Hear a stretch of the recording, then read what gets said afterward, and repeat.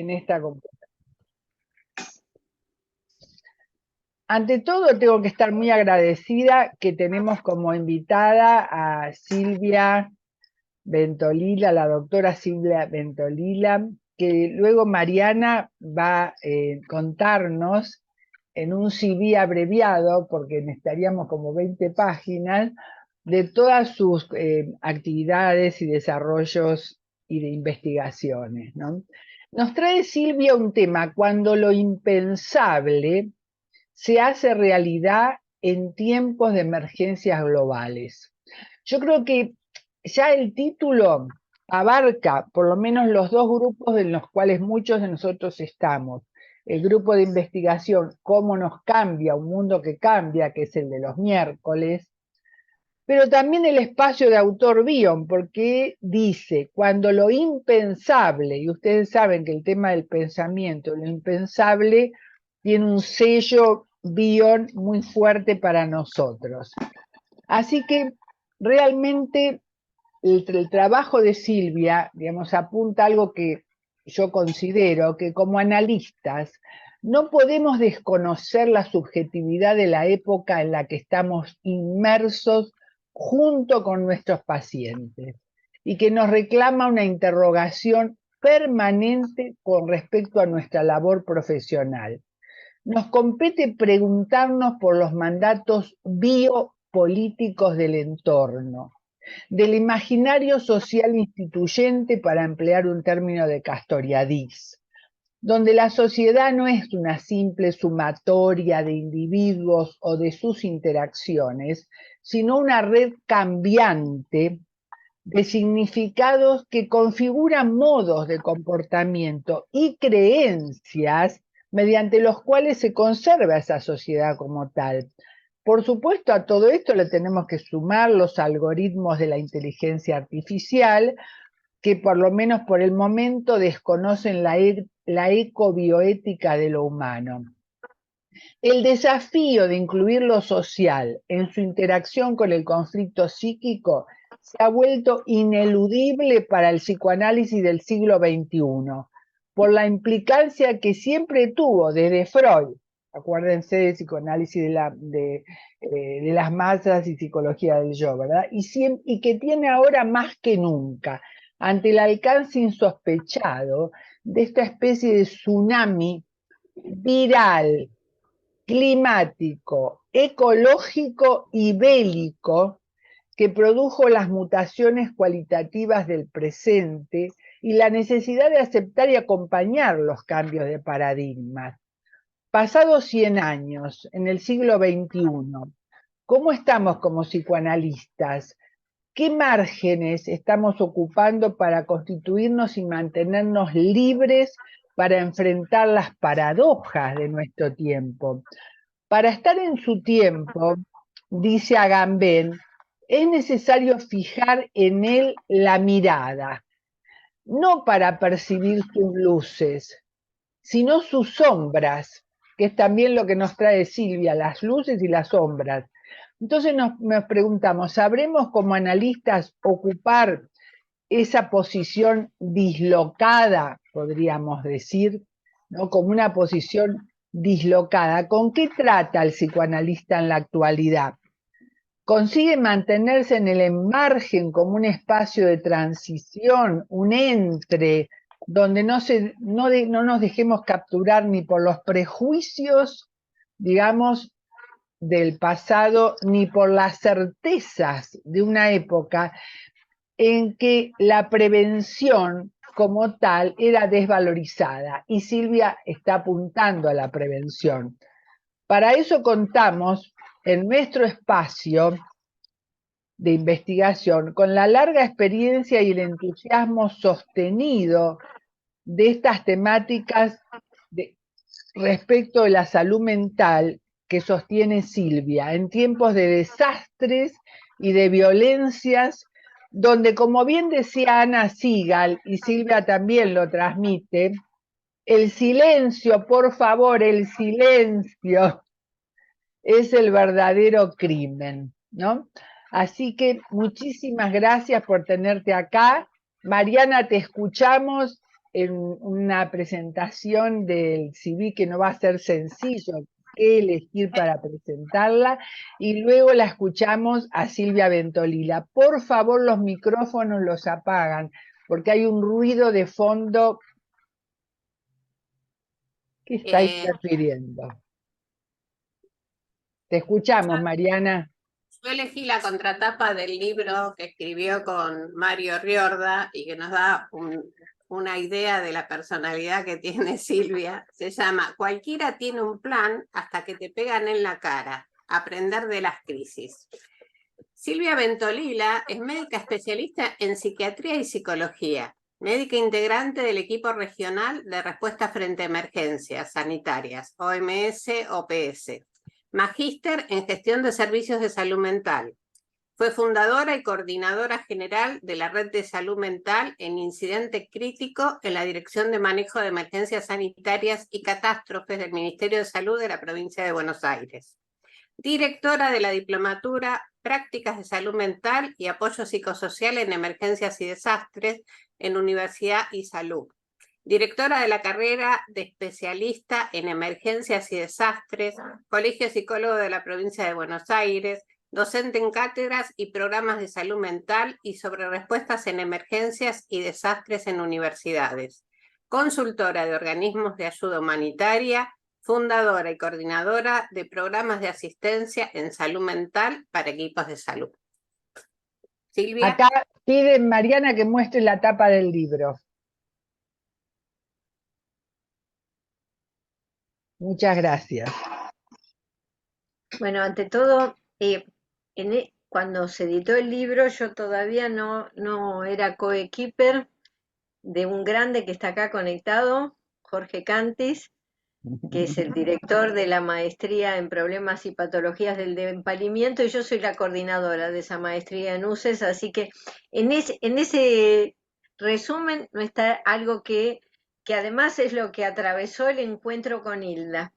Entonces, por eso lo mencioné más que nada porque lo vi a Jorge ahí conectado y a ver, en principio quiero agradecer muy especialmente a Hilda por la invitación, a Mariana por la paciencia de estos días, a APA por este espacio, a ustedes por estar allí para compartir este espacio. Y este breve compacto, esta breve presentación es como un producto de mi intento continuo de elaboración y de integración de las múltiples perspectivas de mis mundos, ¿sí? Algunos se pueden leer entre líneas, otros van a ser más explícitos y seguramente habrá otros que seguirán sumándose en el intento de mirar por algunas rendijas la complejidad, ¿no? Es como un intento de poner palabras a la interdisciplina en acción, y para mí APA representa muchas cosas. Me ha regalado mis mejores analistas, yo hace más de 40 años que me analizo. De hecho, actualmente estoy en análisis con alguien de la casa, a quien aprovecho también para agradecerle el proceso que venimos construyendo juntos. Así que este tiempo, este espacio que vamos a compartir está profundamente atravesado por un sentimiento de gratitud, de gratitud en todas las dimensiones y en todos los sentidos. Así que alegría, porque el sentimiento de gratitud también trae alegría. Y si les parece, yo voy a intentar hacer este compacto que les decía, y así dejamos un espacio para el intercambio. ¿Les parece? Sí, como vos prefieras. Sabemos que tenés un power por ahí muy Sí, sí. lindo, así que estamos todos dispuestos.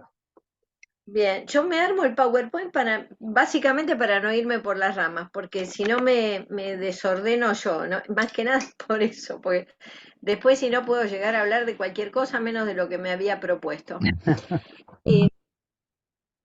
A ver, yo creo que hay algo que define esto sobre lo que vamos a hablar hoy, que es una frase de Camus, ¿no? Ha habido en el mundo tantas pestes como guerras y sin embargo pestes y guerras cogen a la gente siempre desprevenida, ¿no? O sea que Es verdad. en este último tiempo estamos atravesando el orden de lo impensable hecho realidad permanentemente, ¿no? Y em, la incertidumbre, ¿no? Eh, plasmó algo que tiene que ver con esa beta, ese lado de la investigación, ¿no? Cómo yo trato de encontrar datos, ¿sí? Que dé cuenta de lo que intento compartir, ¿no? Los contextos de incertidumbre, de alto nivel de incertidumbre, impactan Sí, muy negativamente en la salud mental. sí, Se altera, se pierde la dimensión del control claro, interno. sí, Y a mí hay una investigación que algunos de ustedes, si ya me escuchó, me debe haber escuchado hablar de esto, pero a mí me encanta porque es la investigación que me permite, de alguna manera, mostrar rápidamente cómo la incertidumbre nos enferma. La incertidumbre sostenida nos enferma. Asilados políticos en Australia con visa permanente tenían 19% de trastorno de estrés postraumático y un 23% de depresión. Con visa transitoria, ¿qué significa visa transitoria? Mayor incertidumbre, porque no sabían si se iban a poder quedar o no.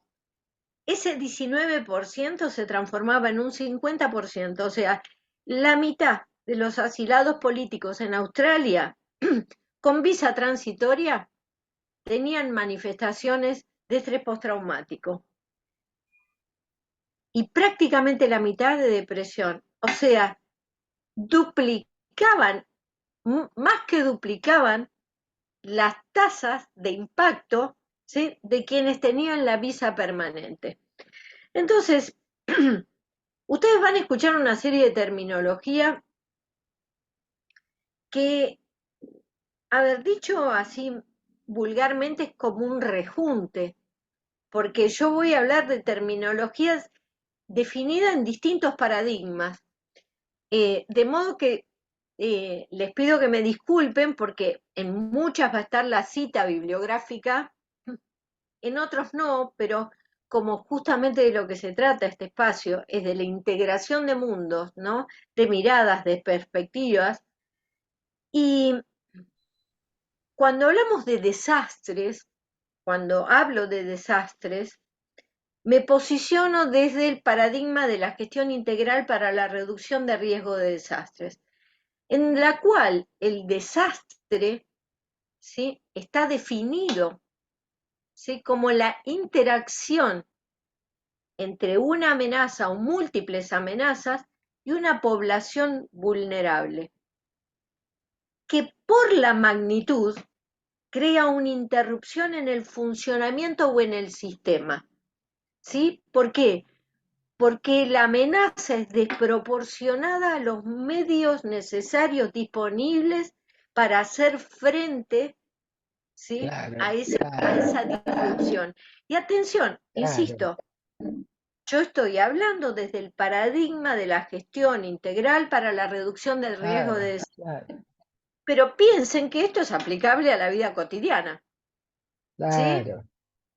Mm, Entonces, ¿la amenaza qué es? O las amenazas son un factor externo.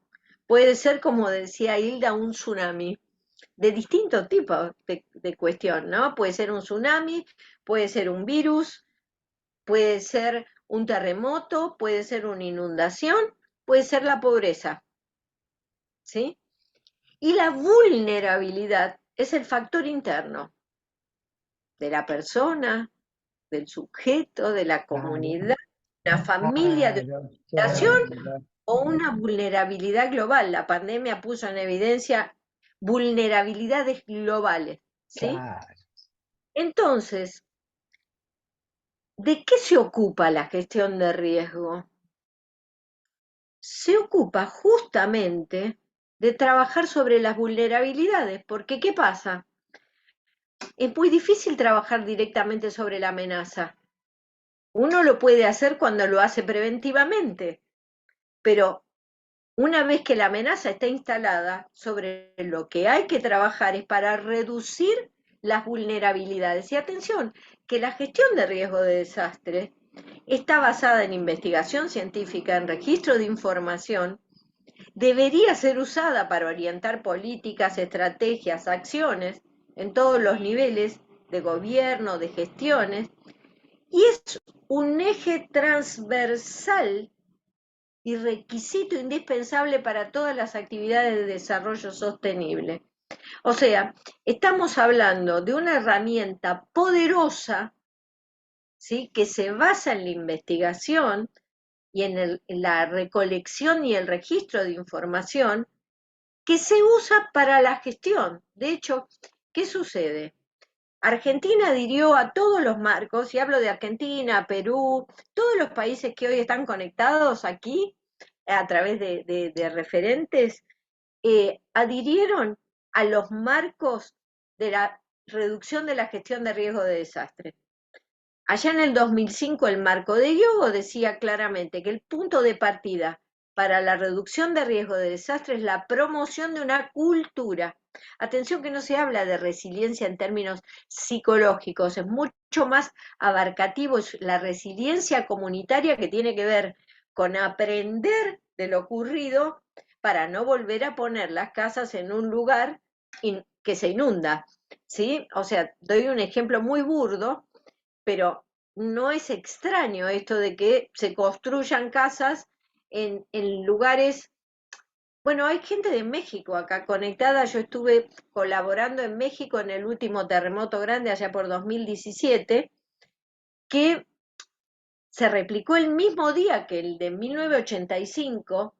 Había edificios que fueron construidos después de 1985 y que deberían haber sido hechos a prueba de sismo, y sin embargo fueron construidos no a prueba de sismo, y eso generó justamente un no aprendizaje y que hubiera más destrucción de la que podría haber habido, ¿sí?, si se construía siguiendo las normativas correspondientes que se dictaron legalmente en México después de 1985. Digo, cuando uno habla de resiliencia a nivel de una comunidad, es el conocimiento sobre las amenazas y las vulnerabilidades y qué tengo que hacer para reducir la vulnerabilidad, ¿sí? Entonces, es sumamente importante entender que cuando se habla de la gestión para la reducción de riesgo de desastres, desde el nuevo paradigma, ¿sí?, que es un paradigma, como decía Hilda, preventivo, porque la gestión para la reducción de riesgo, ¿a dónde apunta? ¿Sí? A prevenir. Yo muchas veces no puedo anular el riesgo, tengo que tender a reducirlo. Y este cambio de paradigma, que después, con el marco de Sendai, que se firmó en 2015, con el Acuerdo de París, digamos, se reforzó que las naciones adherían a reducir el impacto en el cambio climático, a comprometerse en acciones para gestionar el riesgo. Y atención, porque algo que se escucha muy frecuentemente, el desastre natural. Los desastres no son naturales. Los desastres tienen amenazas de origen natural, pero si el impacto se produce por la vulnerabilidad de una comunidad, de una familia, de unas personas, de esa amenaza. El concepto central de riesgo no es solo el peligro, es la vulnerabilidad y la exposición. Los desastres no son democráticos, no nos golpean a todos de la misma manera. Prevenir es mucho más que hacer ingeniería, es desarrollo sustentable, y la transversalidad de la gestión del riesgo, ¿sí?, determina los resultados. Hoy esta presentación, este compacto, está dirigido a que nos comprometamos de alguna manera como terapeutas, como analistas, como profesionales de la salud mental, a ser parte de la gestión para la reducción de riesgo de desastre. Nadie más que nosotros tiene claro, clarísimo, que la dimensión emocional de un desastre es personal y única, algo que tiene que ver, ¿sí? con, con un montón de factores que hoy vamos a mirar así como un pantallazo, pero la misma situación no es un desastre para una persona. Voy a dar un ejemplo quizá banal, ¿sí? Un divorcio, ¿sí? Para una persona tiene el impacto de un desastre y para otra persona es, bueno, hasta acá llegamos, este amor, los amores se terminan, ¿sí? Y nos divorciamos. Entonces, pensar en esto, ¿no es cierto?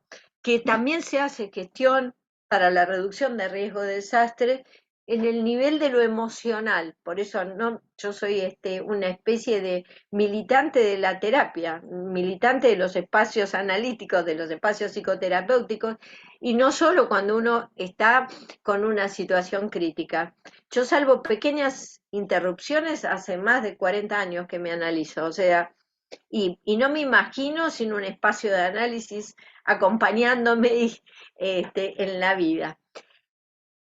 Cuando hablamos desde el marco de la salud mental en emergencias y desastres, que tiene como todo marco de referencia teórico, terminología propia, se habla de impacto psicosocial de las emergencias y desastres, que son los efectos que tienen los desastres en la comunidad, las emergencias o los desastres en la comunidad, en las personas, ¿sí?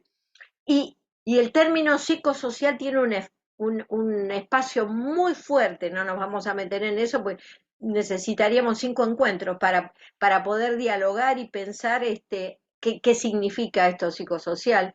Hilda algo introdujo cuando hizo la presentación, ¿no? De cómo nos pensamos que la sociedad no son como una suma de partes, ¿no? Hizo una presentación hermosa. Eh, Ahora bien, en las emergencias y los desastres se estima, todo esto es dato duro, investigación. Lamentablemente, los que trabajamos en emergencias y desastres tenemos una cartera de clientes enormes porque los desastres y las emergencias siguen ocurriendo en el mundo. O sea que estos son datos, muchos de OMS, OPS, con quien yo colaboro, de otros organismos internacionales, eh, y se estima, ¿sí?, que según la magnitud y el tipo de evento, una tercera parte de la población, tirando a la mitad, va a tener algún grado de afectación en su salud mental. Y atención, por cada víctima fatal, de cualquier tipo de desastre, o de emergencia, por cada víctima fatal se calcula que va a haber 5 personas afectadas en la salud mental. Fíjense de qué dimensión estamos hablando, y si pensamos en los millones de personas afectadas en la pandemia, ¿sí? Y ya se sabía en publicaciones del 2002 que las guerras, las catástrofes, desastres, porque antes se llamaban catástrofes, ahora se llaman desastres, tienen efectos importantes en la salud mental, y que la incidencia de los trastornos mentales, insisto, yo voy a ir mezcolando terminología, pero la terminología que usa UPS o OMS es trastornos mentales. Nosotros le podemos poner el nombre que se adapte a nuestro paradigma, a nuestro marco de referencia, ¿sí? Yo acá en las citas pongo cómo está la cita. Aclaro esto porque podríamos hacer también un debate de horas acerca de si son trastornos, si son padecimientos, cómo llamarlos, ¿no? Pero OPS y OMS dicen que la incidencia de los trastornos mentales tiende a duplicarse después de las emergencias. Y esto se comprobó en estudios. Claro, teníamos tantas personas afectadas, 204 países fueron estudiados, ¿no? De publicaciones que están en el Lancet. La depresión y los trastornos por ansiedad más que se duplicaron con el advenimiento de la pandemia. Y fíjense, ¿sí?, en esta tortita, digamos, que los resultados, ¿sí? Encima neurológicos, psiquiátricos, porque con la COVID esto empezó a generar mucha confusión, porque todavía hoy muchas veces vemos personas con trastornos de memoria, con enlentecimiento psíquico, les cuesta encontrar las palabras para nombrar algo y no podemos terminar de saber si es un impacto en la salud mental o es algo de un deterioro cognitivo transitorio que produjo el impacto de un virus que también afectó y afecta a nivel neurológico. ¿Por qué? La anosmia que produce es a nivel neurológico, ¿sí? Entonces, la pandemia no hizo más que confirmar y reafirmar lo que ya sabíamos de antes, por eso es tan importante actuar para prevenir que los trastornos depresivos, ansiosos, el estrés agudo y los consumos excesivos de alcohol y de sustancias eran los que iban a aparecer precozmente. O sea que esto que estamos viendo ahora, que es como un estallido de problemas de salud mental, vamos a llamarlos problemas, ¿sí? Era esperable, por eso yo aparecí como una loca desgañitada en marzo de 2020 a decir, hagamos cosas para prevenir, porque, a ver, esto que está pasando, los que nos dedicábamos a esto ya lo sabíamos, no, no era ninguna novedad. Ahora, ¿cuáles son los factores que modulan el impacto de una situación? Porque decimos, bueno, vamos a prevenir, ¿y qué hacemos? Bien, se sabe que el soporte psicosocial, el apoyo, el hacer lazo, ¿sí? La trama, APA tuvo una plataforma espectacular que fue modelo. Yo me ocupé de conectarla con el Ministerio de Salud, que tuvieran un espacio para contar la experiencia en distintos lugares, porque esa plataforma que diseñaron desde APA fue excelente, dio respuesta a un montón de personas que estaba con situaciones de angustia, de soledad, en ese periodo de aislamiento y de absoluta incertidumbre que vivimos. Entonces, el soporte psicosocial, que puede darse de distintas maneras, porque puede ser un amigo, un vecino, una plataforma, ¿sí? Recuperar algo de la dimensión del control interno. Los seres humanos no soportamos la pérdida de la dimensión del control interno, esto como analistas lo saben mejor que yo, eh, y cortar rápidamente la percepción de amenaza. ¿Por qué? Porque está altamente probado que lo que nos pone en mayor riesgo de desarrollar una situación traumática, o sea, que un evento crítico se transforme en un trauma, es la percepción de amenaza.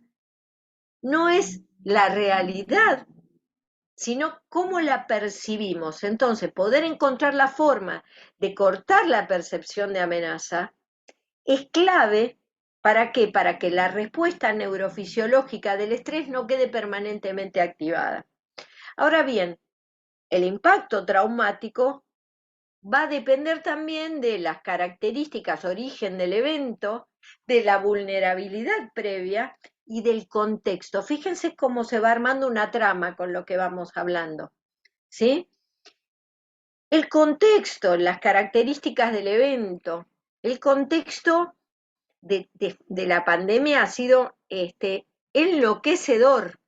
Fíjense que había gente protestando contra el coronavirus en los primeros tiempos, esas son imágenes de Francia. Acá tenemos imágenes de distintos países, ¿sí? Y de cómo tenían que poner a la fuerza pública a reprimir.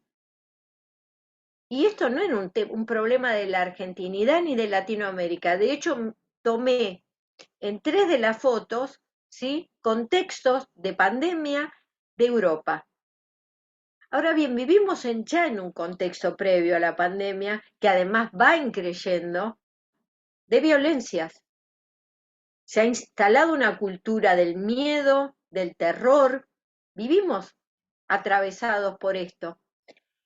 Y también se sabe que las violencias intencionales de un humano hacia otro humano son las que tienen más riesgo de producir un daño traumático. ¿Por qué? Porque atentan, ¿sí? contra la construcción de confianza. Estaba pensando que hay un especialista en ternura ahí, ¿no? ¿Cuánto podemos conectar con lo que fui escuchando? Fomentan la vivencia de inescapabilidad. Y yo trabajé muchísimos años con veteranos de guerra de Malvinas. Y a mí me pareció muy interesante compartirles esto, ¿no? Abril de 2020, encuentro con APSA, psiquiatras en formación, les decía, nos tenemos que preparar para acompañar a la gente a hacer duelo sin cuerpo. Y nuestro país sabe de lo que estamos hablando. Qué difícil esto, fíjense que no hace mucho rebotaron las noticias aquellas de no poder acompañar a los seres queridos. Dejábamos a los seres queridos en la puerta de un hospital y no los volvíamos a ver. Entonces,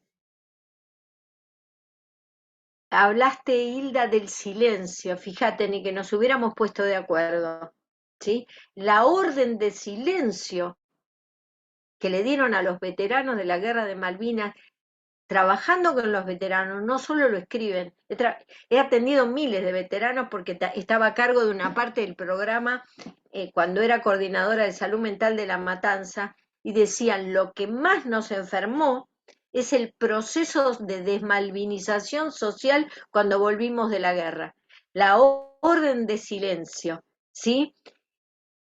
Esta es una carta que recibió uno de los veteranos por escrito. Después, como tienen el Power, la pueden ampliar, la pueden ver. O sea, ni siquiera esto fue oculto. Hubo una orden de silencio y esto reforzó el sentimiento de culpa, la vivencia de inescapabilidad, la disociación, la amnesia traumática. Fíjense cómo el contexto no puede ser separado del texto, no puede ser separado del sujeto, y cómo un contexto como este, como un contexto donde hay que hacer duelo sin cuerpo, en un país donde ha habido miles de desaparecidos, ¿a dónde nos lleva? ¿Qué es lo que vamos a tener que trabajar con nosotros y nosotras mismas y con las personas a las que acompañamos en los procesos de análisis? Entonces, volviendo a la idea, hay una percepción amenazante, ¿sí? Incertidumbre, percepción amenazante. Se dispara una respuesta neurofisiológica del estrés, es una respuesta animal. Nadie puede zafar de esto, porque es una respuesta biológica.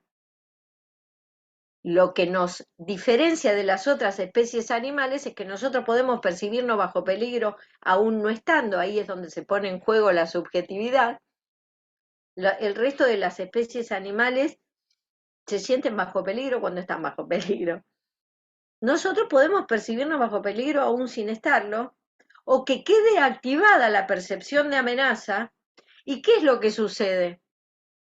Que cuando queda activada la percepción de amenaza, imagínense que estas imágenes que ustedes están viendo es ese corte así del cerebro, como ustedes abajo tienen la imagen, ¿no?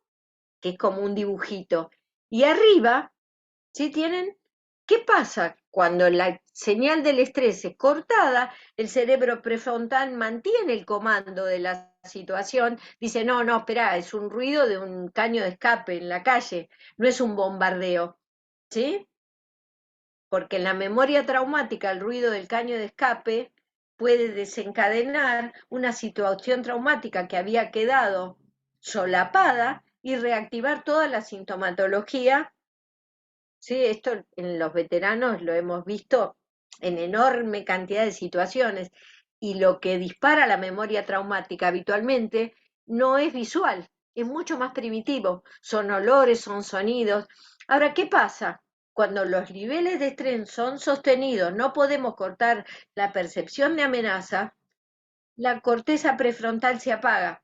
Si nos metiéramos, si hoy profundizáramos por ahí, lo que veríamos es que la corteza prefrontal apagada, con una hiperactivación, ¿sí?, de los núcleos más basales que toman el comando, es lo que después da la depresión, la ansiedad. O sea, fíjense que no se puede separar el contexto, el sujeto, la vulnerabilidad, la estructura psíquica, las condiciones. Entonces, hablamos de causas o consecuencias.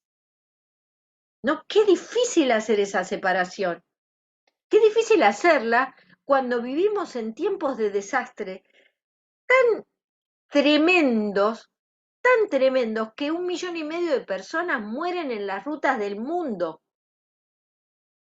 ¿Sí? Miren si no hay algo que puede ser evitable, como son los incidentes viales. Los incidentes viales, ¿sí? Que son la principal causa de mortalidad de los jóvenes entre 5 y 29 años y que habitualmente toman usuarios vulnerables, transeúntes, ciclistas, motociclistas. Y yo me pregunto, ¿cómo puede ser, ¿sí? Que en 2022 murieron 6.184 personas en Argentina en incidentes viales, en siniestros de tránsito. O, o sea, murieron 227 personas más que en 2022. Ni que hablar la cantidad de discapacidades. Y si ustedes piensan que por cada víctima fatal, 5 personas impactadas en la salud mental, ¿de qué estamos hablando? El 15% de la población mundial tiene algún tipo de discapacidad. Y algo que Hilda me escuchó y Jorge también, es que la verdad me resultó un poco incómodo que dijeran que las personas mayores, ¿sí?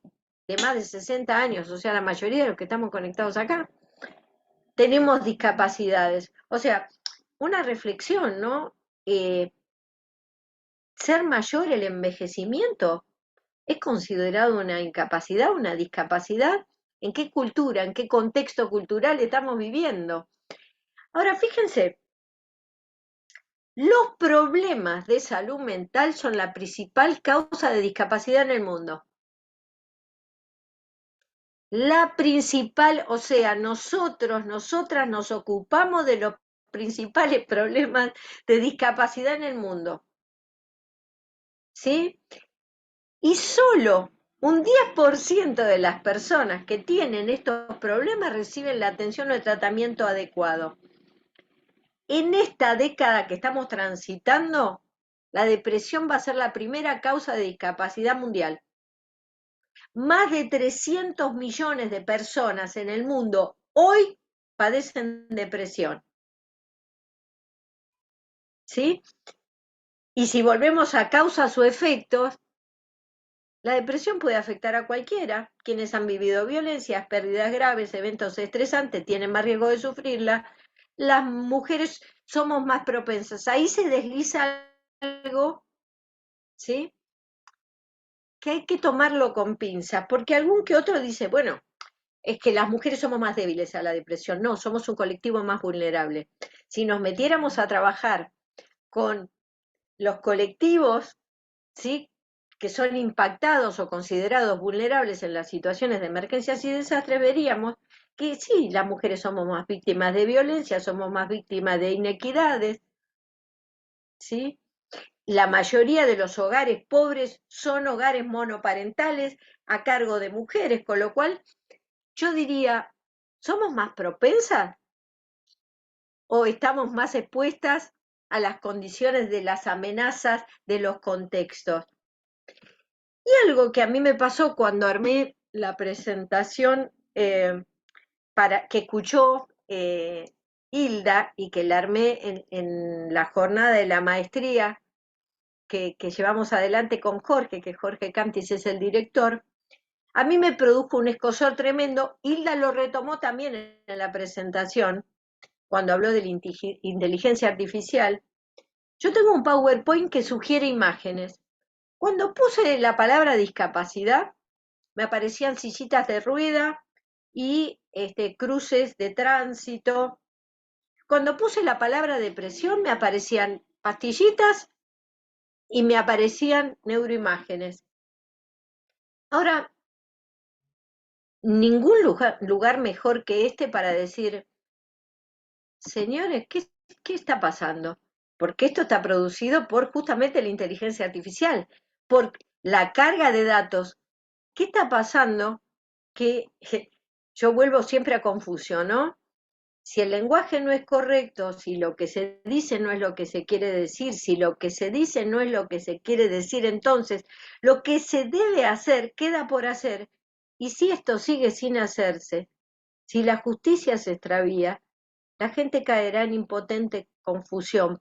Por lo tanto, no debe haber arbitrariedad en lo que se dice. Y esto importa ante todo. A ver, cada vez invertimos más en prevención de violencia de género y cada vez hay más femicidios. Cada vez invertimos más en incidentes viales y sin embargo cada vez mueren más personas. ¿Qué estamos haciendo con esto? ¿No? Este señor, que para la descripción de discapacidades sería alguien con una discapacidad severa, nos deja, ¿no?, mensajes maravillosos, ¿no? La humanidad está en riesgo y muchos de los peligros los hemos creado nosotros. Una guerra nuclear, el calentamiento global, los virus genéticamente modificados, ¿sí? A pesar de que el fin del mundo, digamos, no sea algo que parezca que va a ocurrir un día determinado, todo suma, dice Stephen Hawking. Sí, entonces la pregunta que quiero dejarles para que intercambiemos, ¿qué estamos haciendo para la gestión integral, para la reducción de riesgo de desastre? Si además la mayor cantidad de discapacidades tienen que ver con la salud mental y con el impacto que todas estas situaciones están produciendo en la salud mental. Porque hace 100 años atrás la depresión no era la primera causa de discapacidad. Muchas gracias.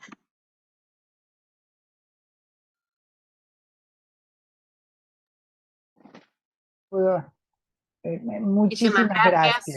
gracias. Para hacer preguntas, por favor, en reacciones levanten la manito y el que no sepa levantar la manito me pone quiero hablar en el chat. Así pueden participar oralmente.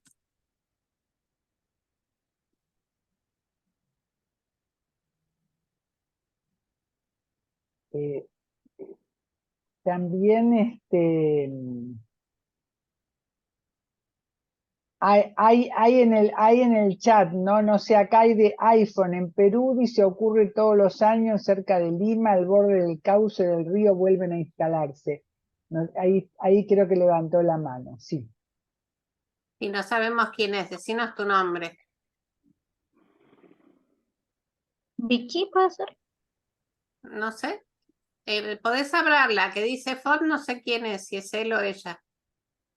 Ya, sí, soy Ah, yo. Ya, ¿qué tal? Bueno, muchas gracias por toda esta investigación y este recuento que nos hace pensar pues en un poco a veces en la compulsión a la repetición tanto de parte del Estado y a veces de los mismos afectados, ¿no? Pensando en esto que ocurre acá a 45 kilómetros de la capital, que la gente todos los años cuando vienen las lluvias ven sus casas arrasadas y por supuesto el Estado no hace nada, ¿no? Y lo otro que a mí siempre me dejó, digamos, con mucha curiosidad, es que ya desde el 2017 o inclusive antes, la OMS había anunciado que la segunda causa de discapacidad después de las enfermedades cardiovasculares para el 2020 era la depresión. Resulta que llegó la pandemia y no se volvió a mencionar esto que ya estaba Claro. anunciado antes de la pandemia, ¿no?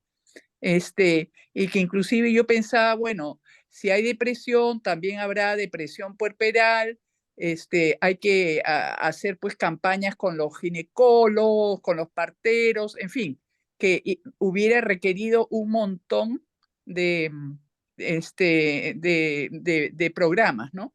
De atención. Y lo otro, lo que ha mencionado también la expositora, es el tema de que digamos, las personas que murieron durante la pandemia muchas veces han terminado como siendo como los desaparecidos, ¿no? Yo he trabajado con los familiares de desaparecidos en Ayacucho y claro, esto de que no haya un cierre, que no haya un cuerpo, que no haya un cierre y no haya una posibilidad pues de un duelo con un cuerpo presente, como es el velorio, deja huellas pues imborrables, ¿no? Simplemente, bueno, un poco como esa es otra violencia que ha generado también la pandemia, ¿no? Ujú. Una pregunta, Silvia, ¿querés escuchar varias preguntas? ¿Querés ir contestando? No, a ver, hablemos más que... me Bueno, parece que es más para conversar y si hay preguntas específicas las leo en el chat y las respondo, pero me parece que tenemos mucho para decir y que, a ver, a mí me encanta escuchar, así que prefiero escuchar qué cosas le disparó a ustedes esto, que es una especie de, se imaginan, ¿no? Un compendio así apretado de 3 millones de cosas de distintas disciplinas, ¿no? sí, bueno, entonces, Margarita Slack, estás muteada. Vicky, No, el otro día fue el Día Mundial de la Salud, justamente lo que mencionaba la compañera respecto a salud. Una de las cosas que se dijo en un canal muy interesante, 26, aquí en Buenos Aires, se dijo que se va a bajar la temperatura mundial por todos los desastres que se están produciendo en el mundo, inundaciones, incendios a repetición y demás, pero se va a bajar 7 grados en total la temperatura del mundo, lo que implicaría, lo que implicaría la muerte de muchísimos, muchísimos animales, la fauna oceánica va a estar absolutamente desprovista. Yo no quiero ser ni fatalista ni mucho menos, pero es más o menos en 3 minutos lo que más o menos estuvieron diciendo, y que no todo depende del hombre, que también hay desastres naturales que se están viniendo y que creo que por eso se están explorando otras maneras que tal vez con la inteligencia artificial o qué sé yo, podamos de alguna manera paliar, porque parecería ser que la única comida que vamos a poder llegar a tener los seres humanos van a ser las algas, porque ni los peces van a quedar sobreviviendo. Bueno, yo quería aportar esto como completando un poco lo que Silvia está advirtiendo, que no está solamente la problemática del hombre en la depresión, está la problemática del mundo y su situación ecológica, que es gravísima y que tenemos que tomar en cuenta esto. Y también produce mucha incertidumbre, además de vulnerabilidad, incertidumbre. Bien. hay una pregunta concreta de Karin Gabriel que no sé si querés comentar la voz. ¿Quién, Dale, yo? Karin Gabriel, vos ya terminaste, ¿no? Sí, me estoy desmuteando. Sí, yo quería preguntarle a Silvia, ¿hay una maestría o una formación en emergentología? Todo esto tiene que ver con que me propuse para una organización que se dedica a asistir a gente rescatada y la tarea era para apoyar a los psicólogos, a la gente, no los psicólogos, a la gente que los asistía, y no me aceptaron por no tener título de emergentóloga. Quise hacer un aporte solidario a la humanidad. Sí, yo dirijo una diplomatura virtual desde 2017, que dura 4 meses, ¿sí? Universitaria, que tiene distintos módulos.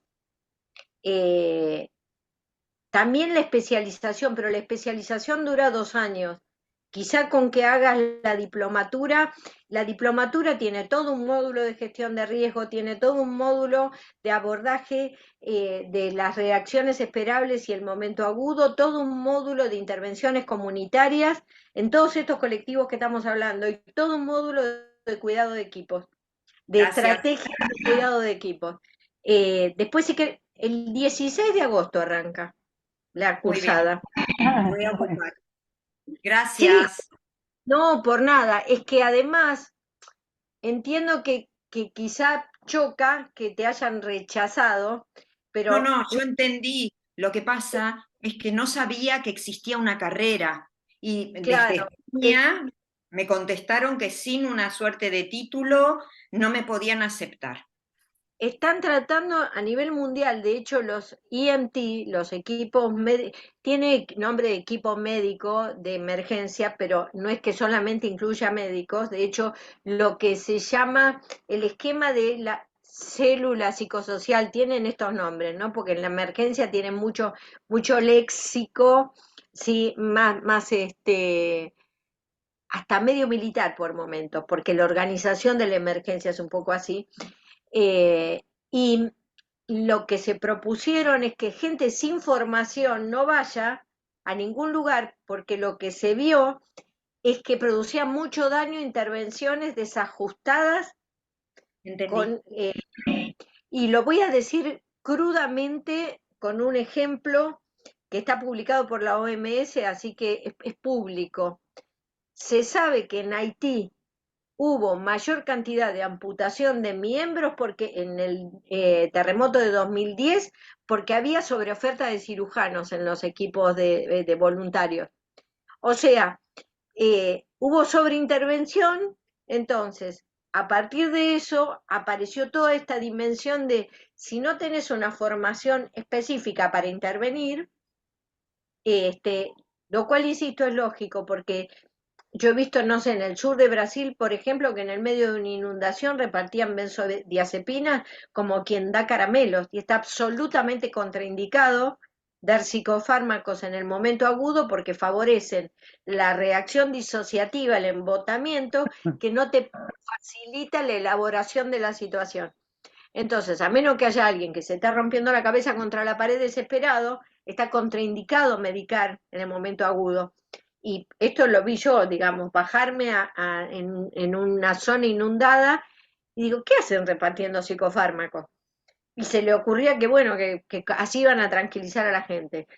Eh, por eso piden, y cada vez más, piden que sea gente que tenga una formación, porque, como bien decía Hilda, el abordaje y la perspectiva, aún una vez acontecido la situación, es preventivo. O sea, siempre se tiende, si ustedes quieren, queda asociado un poco a un abordaje respecto del consumo, pero es reducción del riesgo, que no tiene que ver solo con el consumo, o sea, es del paradigma de la gestión de riesgo de desastre. Entonces, siempre se tiende a intervenciones preventivas, tanto individuales como comunitarias, y para esto está todo recontra protocolizado. Es casi como que hay un manual para cada cosa. Gracias. No, al Hilda, contrario. perdón, no tenía la mano levantada antes. No, era un aporte cortito, pero en realidad cuando hablaba me hizo acordar, este es el libro 7 de la serie, La pandemia mental, peligros y consecuencias, que ahora lo presentamos el 30 de agosto, pero que salió a fines del año pasado, si no me equivoco. Todos me decían, va a hablar de la pandemia, de la pandemia. Es la pandemia mental, peligros y consecuencias, una historia sin fin, porque las consecuencias se miden a 10 o 20 años mínimamente, para hacer una hipótesis de mínima, ¿verdad? Entonces, digamos, y aparte yo personalmente estoy con otra nueva cepa de COVID, o sea que parece que el virus llegó para quedarse de otra manera, esperemos. Entonces, pero había mucha resistencia en la gente, como diciendo, pero no, esto se acabó, se terminó. La gente no quiere hablar más de No pandemia. que, El asunto es que lo mete abajo la alfombra y nosotros ya sabemos qué pasa con lo que metemos abajo la alfombra. exactamente, y lo que hicimos con muchos de los que están acá es lo que yo llamé las redes del humano, el humano de las redes, que fue el tomo 3, que este fue el 2020, y que realmente eso nos sostuvo y nos sostuvo a todos. Pero tuve que, incluso lo llevé yo el tema al internacional, y había cierta, ¿cómo todavía seguís hablando de eso? Y había un montón de casos de COVID, además. Y Lucy Garrett, la bióloga, dice que los virus van a seguir circulando y seguirán resistiéndose a las vacunas, y sobre todo por las poblaciones más vulnerables del planeta.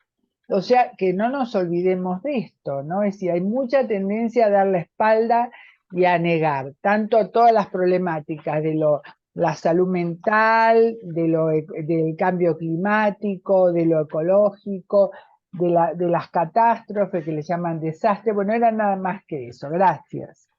Al contrario, Pero Gracias a vos. tenemos varios, les pido que sean concretos, así podemos intercambiar más. Susana Rasinski. Bueno, primero agradecerte, porque creo que es un tema que a algunos de nosotros hace tiempo que nos preocupa y a veces en las mesas de psicoanálisis no se trabaja ni se aborda. Y realmente yo creo que es importante, como ayer yo mencioné en una reunión, como es el grupo de emergencias de SAMI 7, de 107, digamos, cómo se entrena a la gente para todo eso. Y yo creo que nosotros, no solamente es esperar cuando fue lo del Sarmiento, cuando fue lo de AMIA y demás, sino que hay muchas situaciones que comentaron acá las compañeras, como es, por ejemplo, lo que recién comentaba Margarita de las algas. Ya hace mucho tiempo en algunos países como Indonesia se está haciendo y se utiliza eso, como la contaminación, el plástico y demás. Pero también se hace una desmentida de eso. Entonces yo creo, mi pregunta es, el comité que vos formás parte, ¿hay un silencio por parte de los grupos de poder de nuestro país, de las representaciones? Porque el tema es, creo, una es que nosotros, como profesionales de la salud mental, no podemos seguir negando esto. Entonces, cuando uno dice que hay que seguir estando en las prepagas, en las escuelas, en diferentes instituciones, pero también tiene que ver con nuestra institución. A veces me dicen que yo hincho demasiado con esto, porque yo veo también el silencio, y hay mucha gente que no le gusta.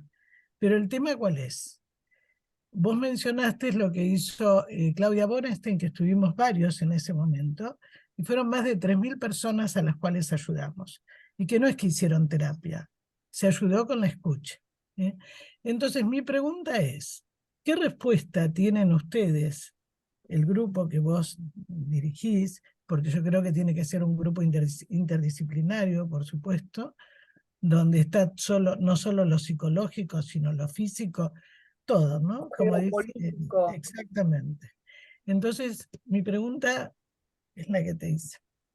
mira, varias cosas. Yo pertenezco al equipo regional de respuesta de OPS-OMS, que no es local, es internacional. Venimos diciendo esto yo ya, la loca de Ventolila, siempre con la... Y yo Siempre digo, somos bueno, claro, será tiempo de que llevemos la peste, no solo, hay distintas maneras de llevar la peste. Exacto. Tenemos que llevar esto a ámbitos, a mí me sorprende porque a partir del libro, a mí me invita a escribir el libro un politólogo. Claro. Yo dije, bueno, a partir de esto empiezan a incluir la dimensión de qué pasa con la salud mental y la gestión del gestor, o sea, de los que tienen lugares de gestión, pues yo digo, a ver, un cirujano estudia 7 años medicina, 5 años cirugía para hacer la primera cirugía, ¿sí? Acá, y no me refiero al país, este mundo está gobernado por gente sin ninguna formación para la gestión. Cuando esto que estamos hablando tendría que ser una formación, Claro. porque es tomar decisiones, ¿sí? Pero además que nosotros nos infiltremos, y lo digo literalmente, porque a mí me sorprende que esto que son como obviedades, en muchos ámbitos, no tienen la menor idea de esto. No, Por eso es tan importante poder pensarse, por eso yo decía, esto es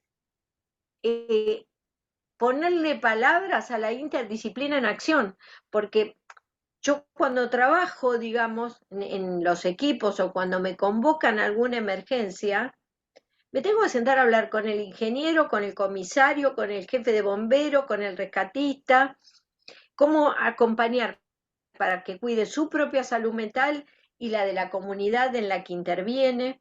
Es cómo le llevamos, transversalizamos la idea de salud mental como un patrimonio de la humanidad y no solamente nuestro.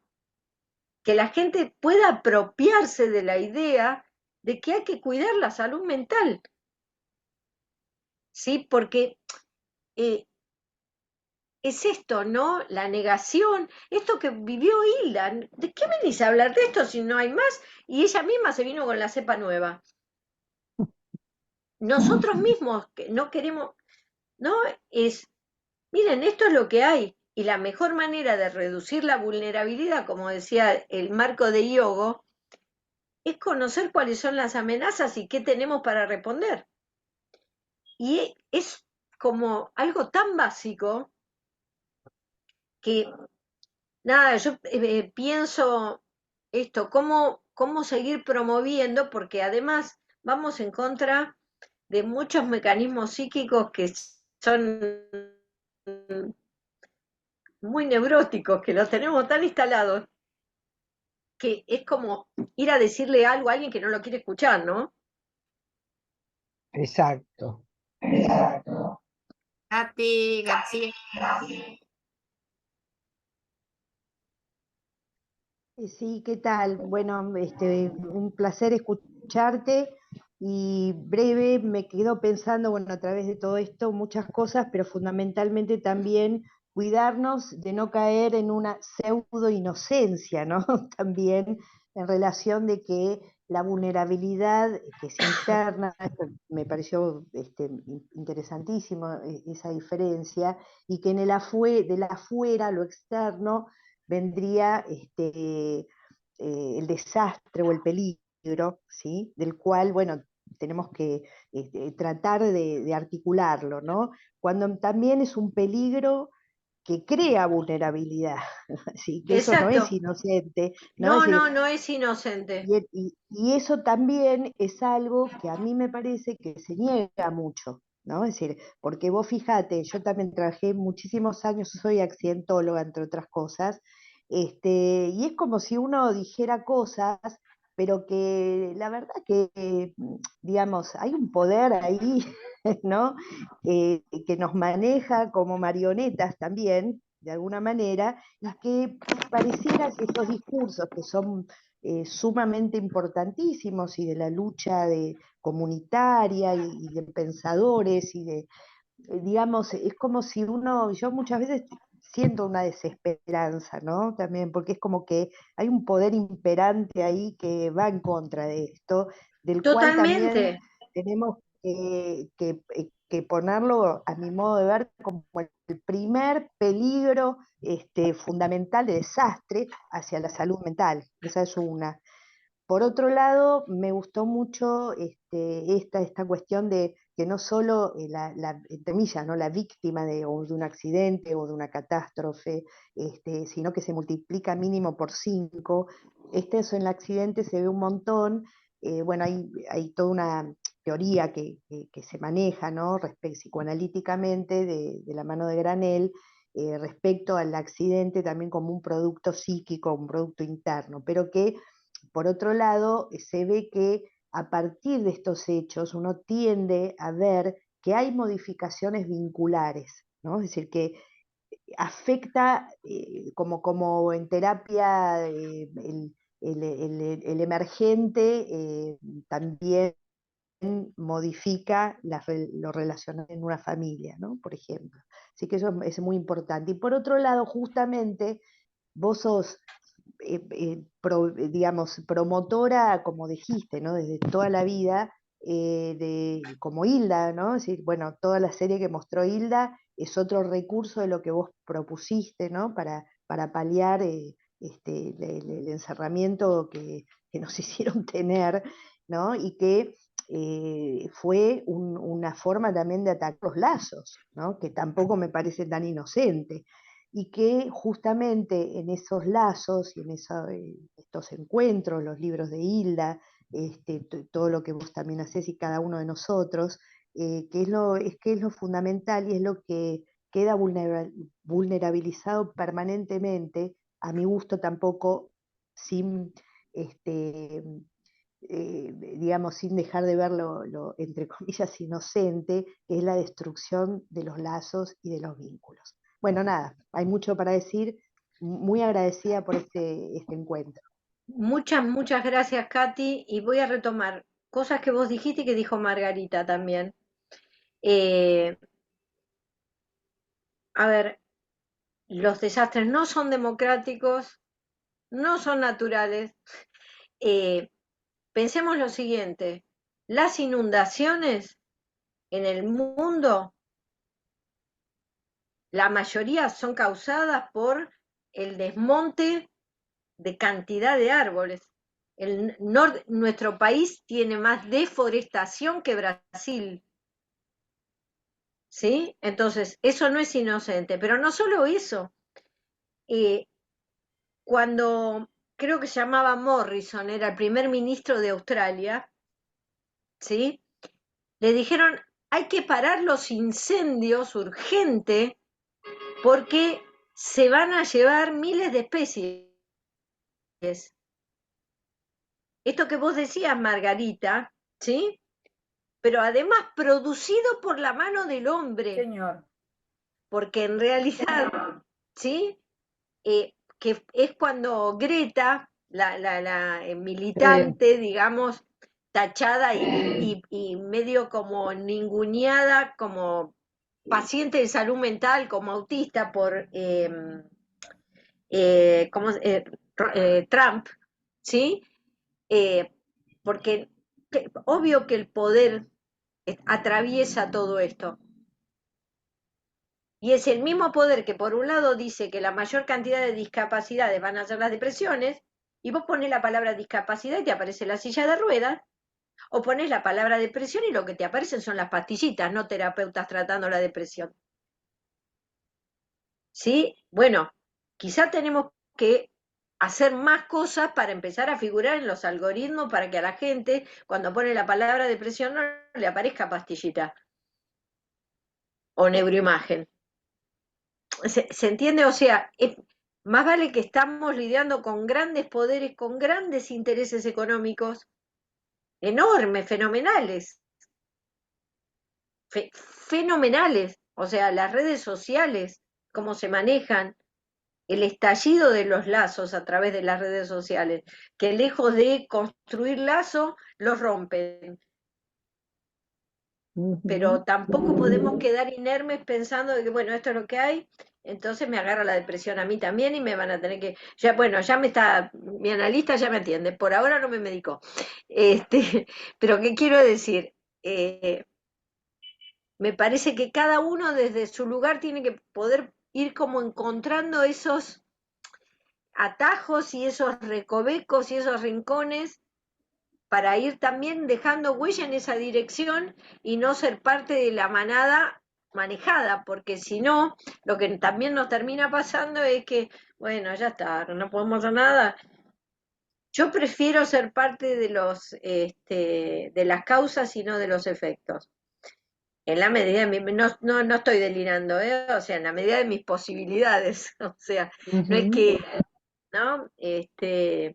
Creo que es esto, es bueno, tener claridad de algunas cosas, por eso dije esto va a ser como un compacto, porque cada una de estas cosas sería como para, no sé, varios encuentros, libros, porque hay libros escritos. Yo siempre siento como esta necesidad, lo dije cuando cuando dice la intro, ¿no? Esta necesidad de conectar disciplinas, de conectar paradigmas, de conectar como también una forma de construir lazo interno para comprender un poquito mejor, ¿no? Obvio que quedan montones de cosas por afuera, porque ya de por sí el lenguaje nos condena a decir o no decir, digamos, pero por lo menos tener como alguna, ¿no? Esto, la plataforma que armaron fue una plataforma que hizo primera ayuda psicológica, o sea, una atención, fue valiosísima. El libro que recién relataba Hilda es valiosísimo porque además lo sostuvo a ustedes para poder seguir sosteniendo, porque nosotros éramos parte de la población afectada por la pandemia, pero teníamos que atender personas que eran afectadas por la pandemia.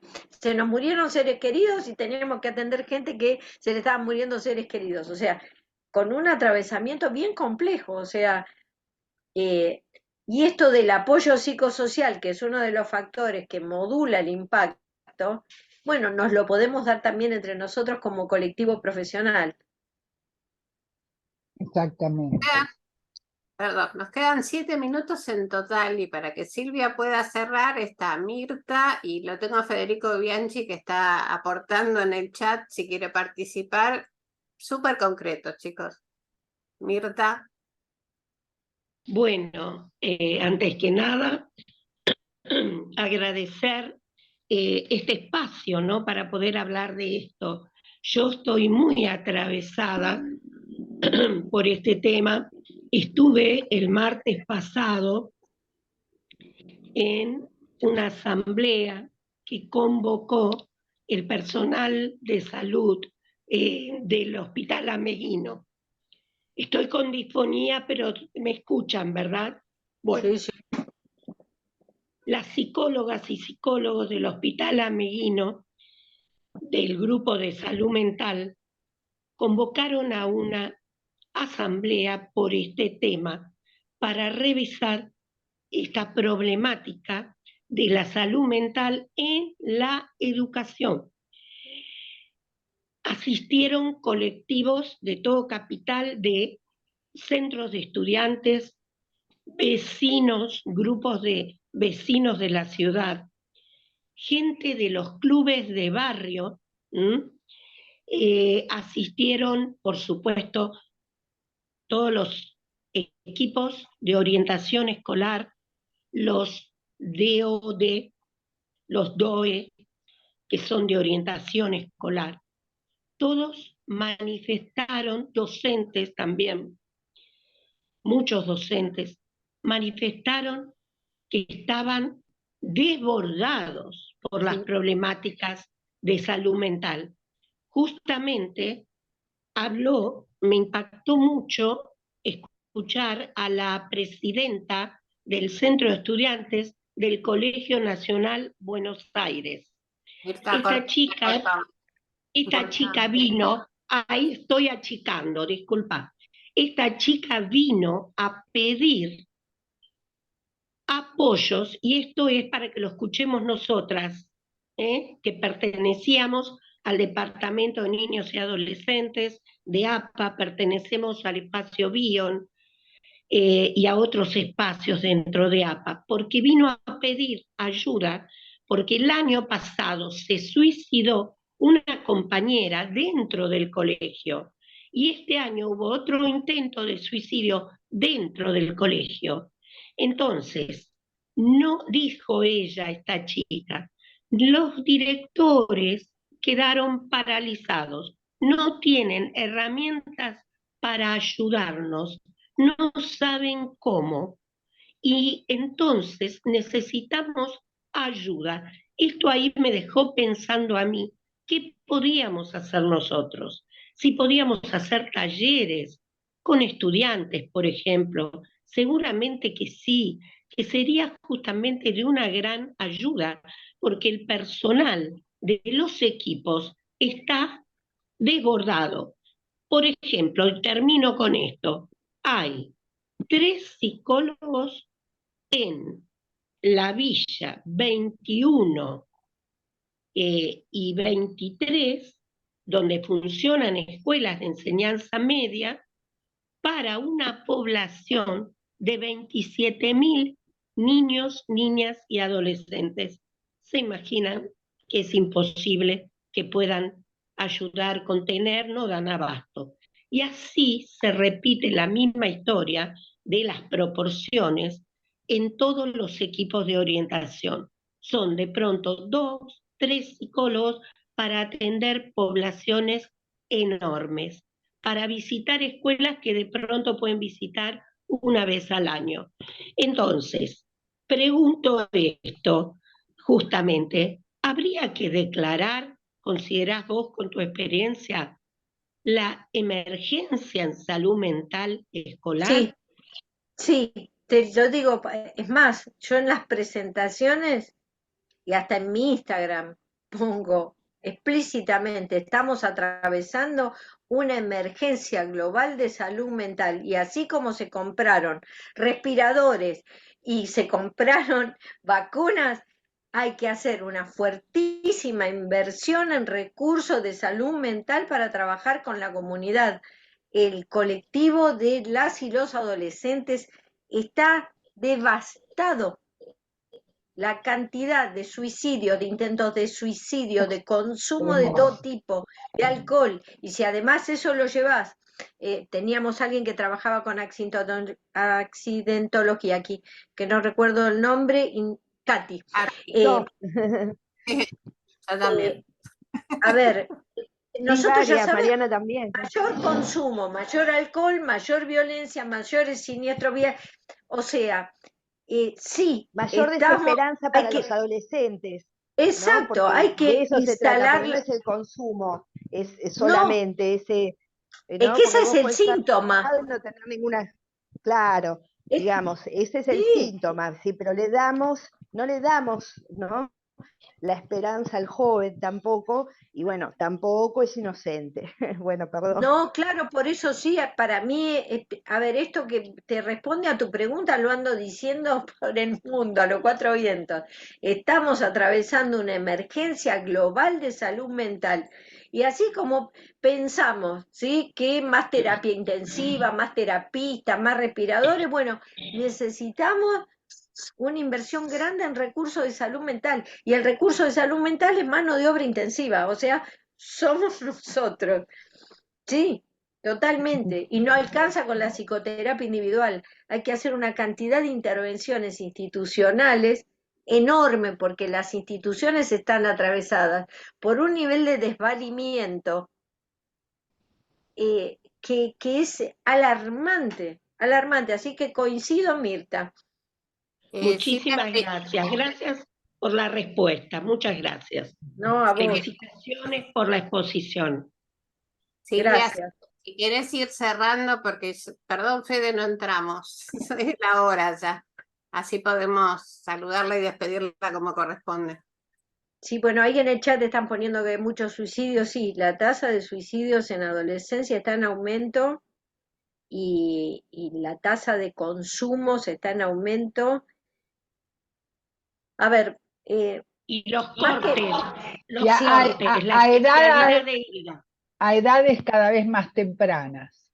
Exactamente. Sí. A edades cada vez más tempranas. Cada vez más tempranas. A ver, yo lo único que tengo es para decirle gracias. Gracias por el espacio, gracias Hilda, gracias Mariana, gracias Zapa, por siempre el cariño, el respeto, la escucha atenta, el intercambio, por los analistas que me dio, nada. Y gracias Jorge, que es un placer trabajar con él en la maestría de USA, realmente es un placer.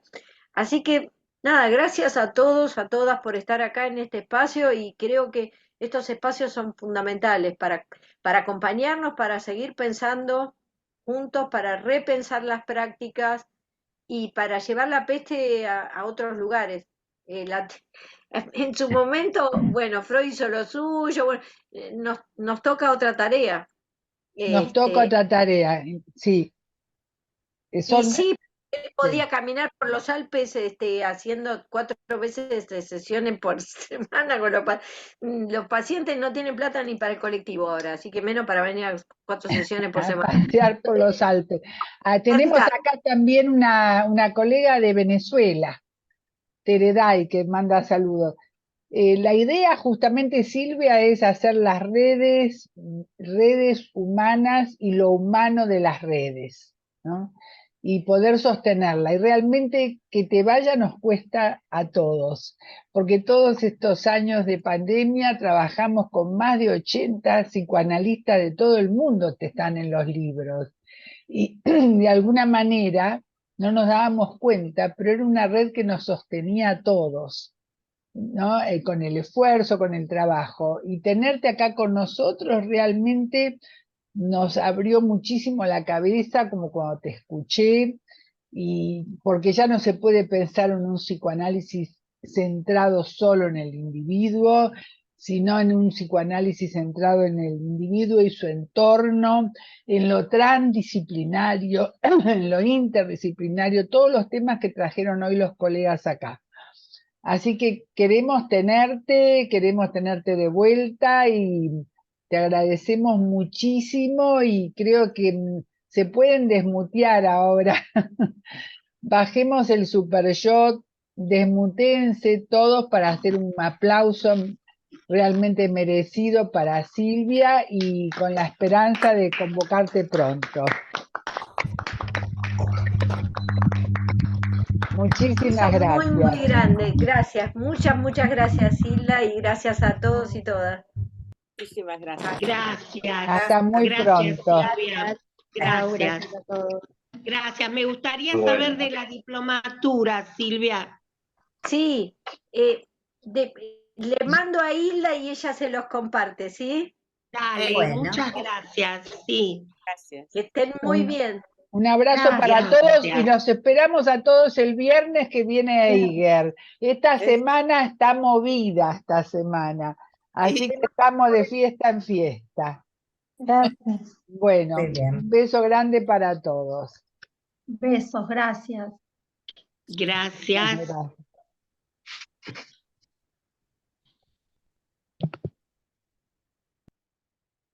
Y no sé si está Silvia, no, Podés cortar la grabación, ya puedo cortar, ¿no? Ujú. si no va a quedar todo esto. Ok. Cerrar. Ok. Sigue grabando. Ahí se cortó. Es distinto. Nos vemos el viernes todos porque tengo que cortar, no veo otra forma.